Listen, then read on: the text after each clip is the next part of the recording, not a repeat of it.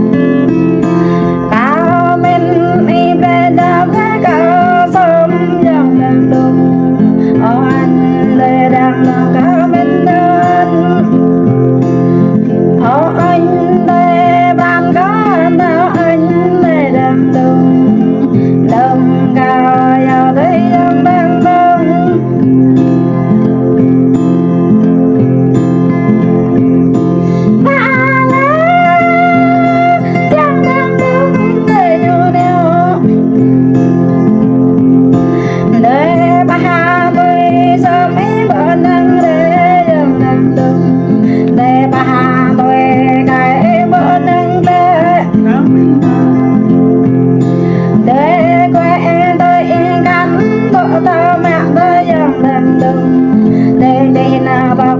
lại căn